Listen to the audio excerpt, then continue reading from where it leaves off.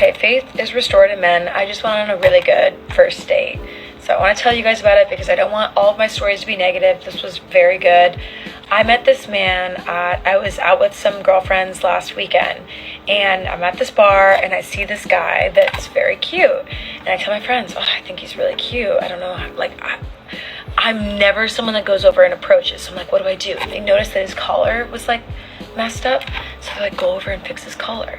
So I go over to him and I'm like, hi, do you mind if I fix your collar for you? And he's like, yeah, go ahead. So I fix his collar for him and he goes, who are you? We get talking, we're vibing, it's fun. I tell him like, I'm here with some friends, so I'm gonna go, so nice to meet you. He gets my number, that's that. Wow, that's amazing. Did anybody else catch that? Her faith in men is restored because of a date, which means that this guy she heroically saved from the tribulations of a crooked collar took her out on a date, but the guy wasn't the highlight. That's what's wrong with modern dating nowadays. Outside of the fact that modern dating has been poisoned by modern women, the other issue here is that these very same women are more focused on the activities than the guy they're supposed to be seeing. It's a massive red flag. But if it was a singular date that restored her faith in men, then what the hell kind of men was she dating in the past to kill her faith in the first place? Oh wait, let me guess. Good-looking guys who made her pay for her own coffee, right? Yeah, that's what I kind of figured. It's a pretty smart move if that's true. There are so many more useful things you can do with a couple of bucks that are more useful than dating this broad. And then the next day he texts me and he's like, asking about my night, blah, blah. And then he's like, you were the highlight of my night. Something just very sweet. And I'm just like, oh, that's really nice. And then he immediately goes into planning a date. He's like, what are you doing Thursday? Let's go get dim sum and I'll take you to some of my favorite spots. We'll do a little like dim sum tour in Chinatown. So cute, so thoughtful, so original. I'm like, oh my God. Like I wasn't even sure if I was gonna go out with this guy, but like so nice. So tonight was the date and he is so sweet. I think he's like he's very quiet and I'm very not. So I always kind of feel a little awkward around people that are that much quieter because I think I can become a little performative. So I tried to reel that in a bit. But it was so fun. We went to like a few different dim sum places. We went to a few different dim sum places. Then we got drinks at the end at this place that he picked out. It was a really cool like speakeasy underground. It was just very thoughtful, very sweet. Well, I sure hope somebody picks up that phone. What? Because I f***ing called it! God, I knew it. She wasn't even interested in this guy.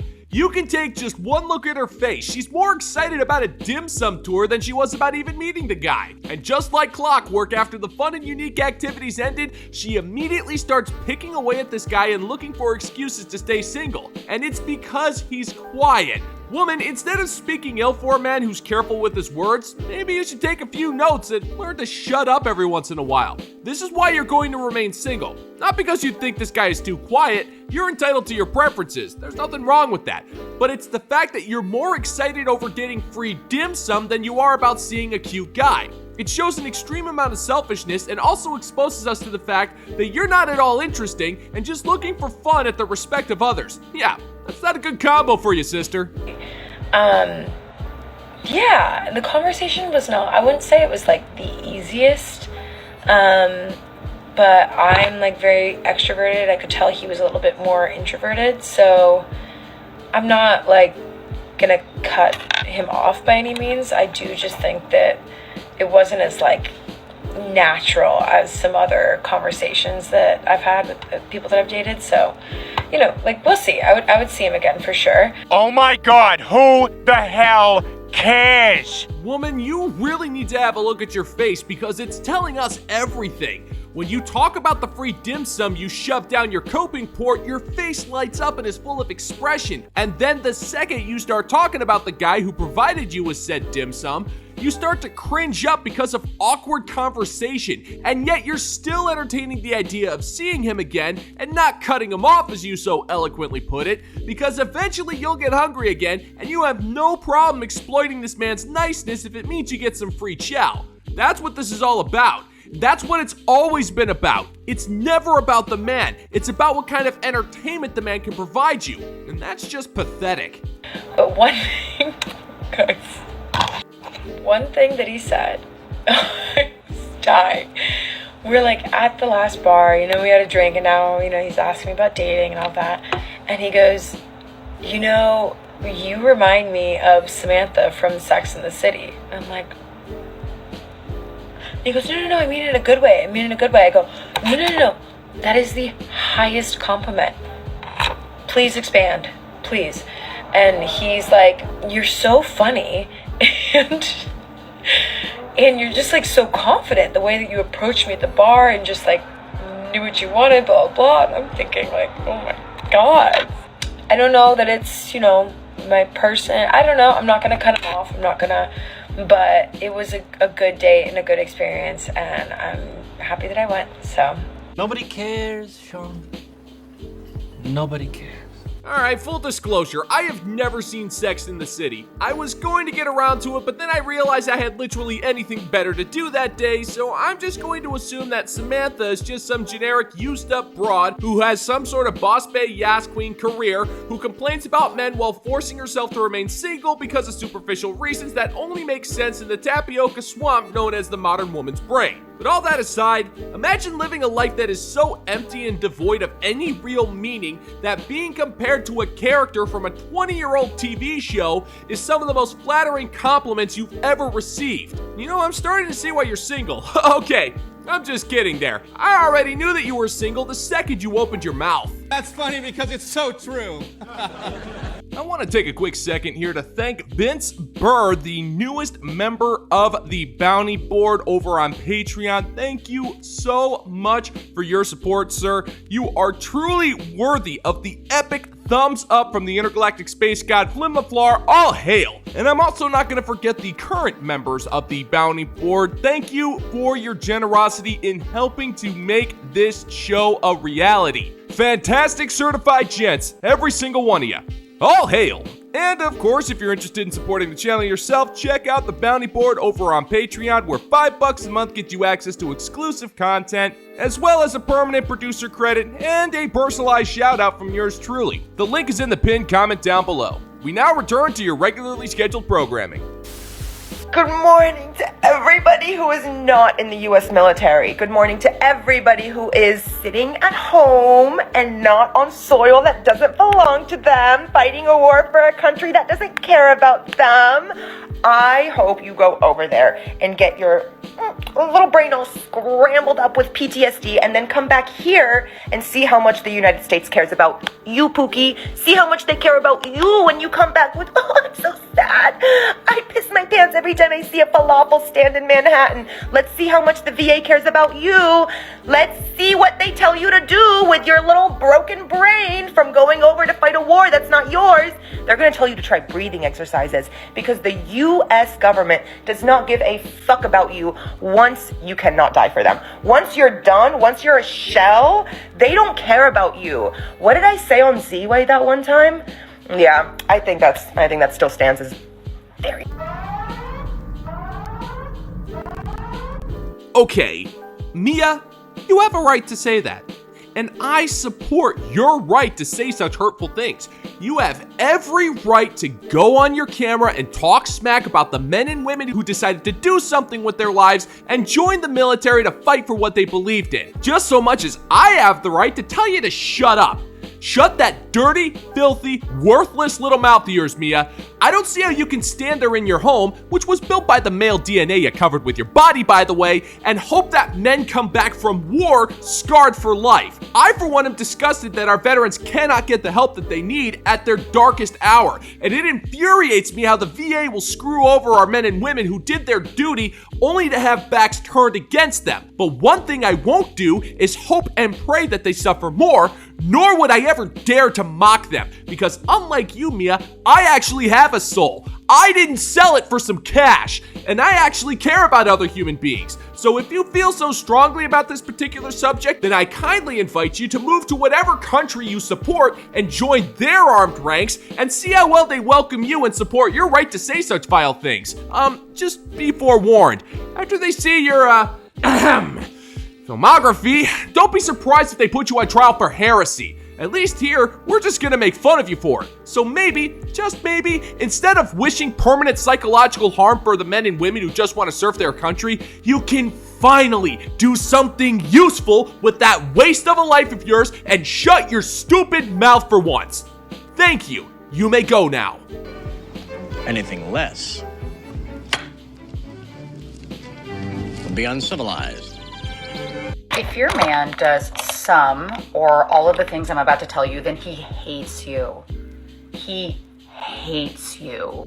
Number one, he doesn't do anything special or make any plans for your birthday. Oh, I don't care about birthdays. We never celebrated my birthday big growing up. I don't care. This isn't about you. It's about my birthday, and you better make me feel special because it's a great opportunity for you to make me feel special, and why wouldn't you want to do that for the person that you love?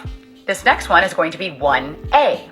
He doesn't like to celebrate holidays. Oh, I grew up Jehovah's Witness. Oh, we didn't make a big deal about holidays in my family. I don't care, once again. Shut up, you don't exist. All right, sweetheart, I got a question for you. Why do you need to feel special? I mean, I'm genuinely curious here. Shouldn't the fact that this man who let you into his life and gave you his trust, respect, support, and emotional vulnerability be enough to make you feel special? I mean, you are an alpha widow. You should be happy with what little you can get out there. I honestly don't think it's a smart idea to immediately jump to the conclusion that this man hates you just because celebrations of people getting 1 year closer to becoming worm food weren't all that big in his family. If you're bitching and moaning about how this man doesn't celebrate you, then you're clearly the one who hates him because you have zero respect for anything he does because he's not doing more. This man could be making you feel special every day, but because he doesn't throw you a stupid ticker tape parade on your birthday, that just means he hates your soul.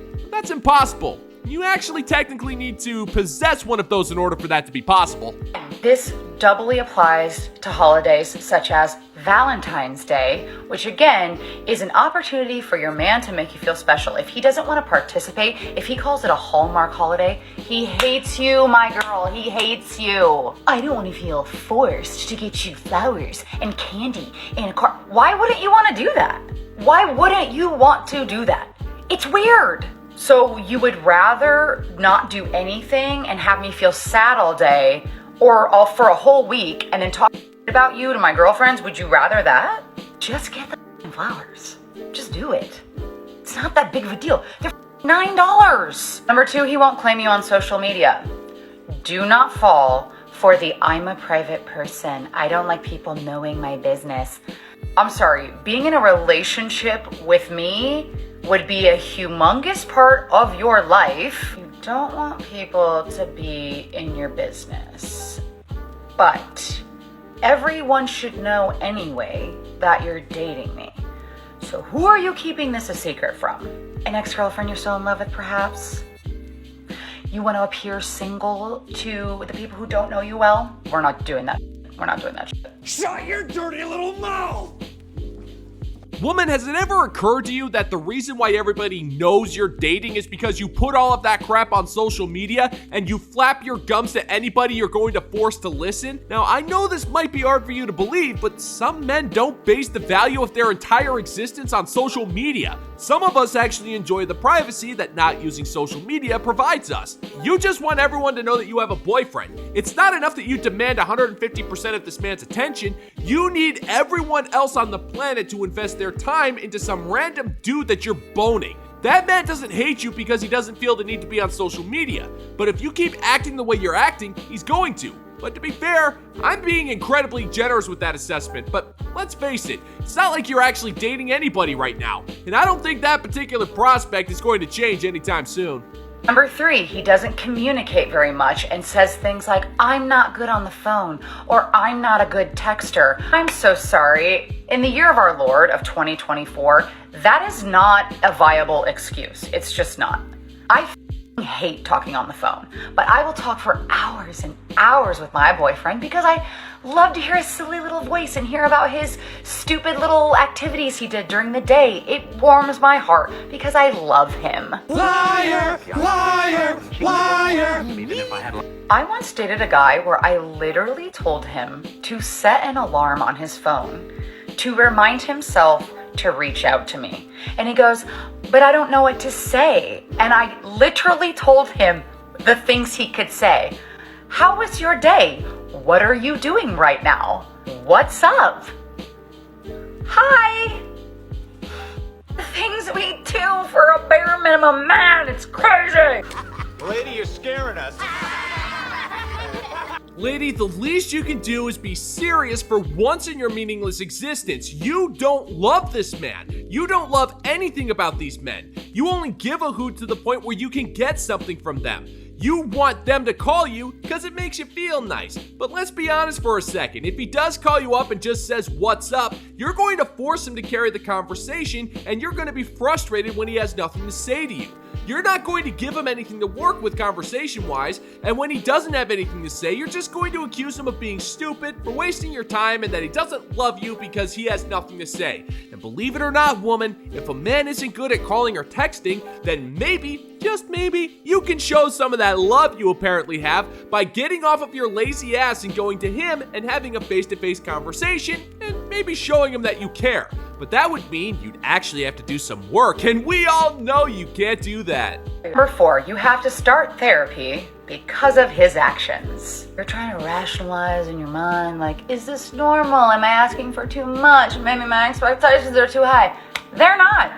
They're not. If you're so frustrated that you have to talk to a professional about the issues, he hates you. Number 5, you have to order a bunch of self-help books about attachment styles. Honey, he's dismissive avoidant. You don't need to study about that. You don't need to know the ins and outs. You don't need to know the signs and symptoms of a dismissive avoidant. Just know that he is, and you're not going to change that. If you're with a dismissive or fearful avoidant right now, you need to just be done. Backflips we do and the hoops we jump through for these men is crazy. Sorry for this tough love. Get out now. Well, bye. Okay, woman, I'm gonna set you straight here. If you seek therapy and that man wasn't an inhuman monster emotionally or physically, then he's not the problem. You are. You're the one who blows things out of proportion. You're the one who's using over-emotional language, and you're the one who feels the need to lash out at men when they're not doing everything you say, when you say it, how you say it. You're trying to make yourself look like a victim when you're the one making their lives a living hell. You're not acting like a grown-up. You're acting like a child stuck in a grown-up's body. You're immature, demanding, spoiled, and unpleasant to be around. Plus, that filthy mouth of yours isn't doing you any favors either. Now, I'm willing to bet that those men you apparently dated don't hate you, but after seeing some of this venomous garbage you just spewed out, they probably do now.